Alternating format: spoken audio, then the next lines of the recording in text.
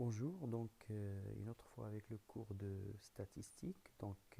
Avec le précédent cours, nous avons vu quelques définitions de base concernant les statistiques, le but des statistiques, un peu de vocabulaire, ainsi de suite. Et donc à l'aide de deux exemples, un exemple concernant les variables discrètes et un exemple concernant les variables continue. Nous avons vu ensemble, à l'aide de l'exercice numéro un, comment recueillir des observations, des informations, comment ensuite classer ces observations dans un ordre croissant, comment ensuite organiser et simplifier ces données, sous forme d'un tableau. Voilà, donc on a bien précisé sur le document. Dans ce cas-là, c'est la durée du trajet entre domicile et lieu de travail du personnel d'une entreprise. Donc les durées obtenues indiquées en face et en face, donc le nombre de fois où chacune de ces durées a été citée. Donc le tableau que vous avez en l'occurrence, c'est le tableau qui nous a servi pour compléter le tableau statistique avec des valeurs de xi, la variable, et des valeurs de ni, l'effectif. Donc ici c'est la durée du trajet en minutes, et ni, donc la deuxième colonne, l'effectif ou le nombre de fois ou le nombre de personnels qui partagent même durée. Donc aujourd'hui, ce qu'on va voir ensemble, c'est notre étape. Normalement, les statistiques nous servent dans un premier temps à recueillir des informations, les classer, les traduire en chiffres représentatifs tels que la moyenne, l'écart type, la variance. Aussi, nous permet à traduire ces informations en représentation graphique, et tout cela dans un but de les analyser pour en tirer des conclusions. Donc aujourd'hui, ce qu'on va voir ensemble, comment on va s'en servir de ce tableau statistique, donc les valeurs de xi et les valeurs de ni, simplifiées, classées, ordonnées, pour réaliser des représentations graphiques. Donc, à savoir que les représentations graphiques, il y en a plusieurs selon la nature des données.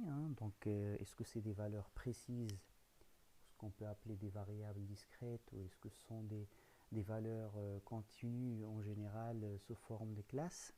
Donc ça dépend du caractère étudié. Donc on va utiliser une représentation graphique ou une autre.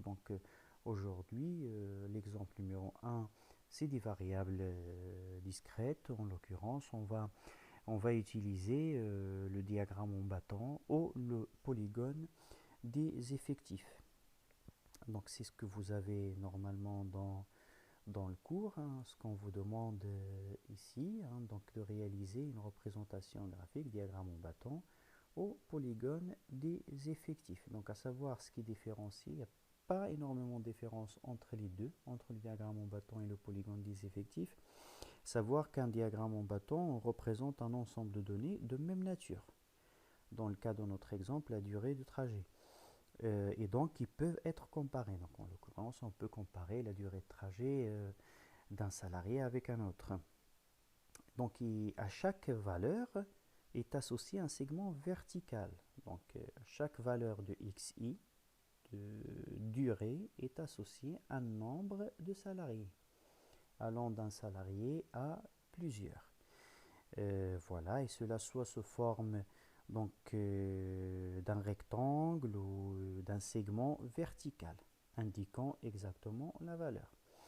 Et le polygone des effectifs, c'est la même démarche. Donc soit c'est des rectangles, soit c'est des bâtons, avec une seule différence qui se fie à la fin de la réalisation de ces rectangles, ces segments, de relier, de relier donc les points les plus hauts de ces colonnes ou ces segments. Qu'on va voir ensemble sur un document Excel, donc comment on peut réaliser ce travail. Bien évidemment, c'est quelque chose que j'ai réalisé déjà en amont. Donc ici, nous avons un diagramme en bâton, voilà, ici sous forme de rectangle. Et ici, donc, nous avons le polygone des effectifs. Donc, vous voyez, c'est simple. Donc, on place nos xi, donc les xi ou les variables sont placées à l'axe, sur l'axe des abscisses.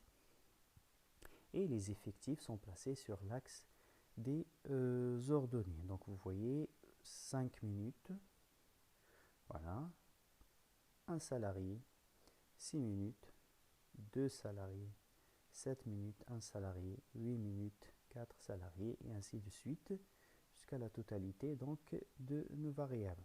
Donc ça, voilà, en passant un diagramme, un polygone des effectifs, donc on voit que c'est exactement la même présentation, juste qu'on relie les points supérieurs, hein, de chaque variable. Voilà. Donc voilà les deux premières représentations graphiques. Donc il faut donc refaire la même chose sur votre cours, hein, en prenant en considération donc les quelques explications que je viens de vous donner.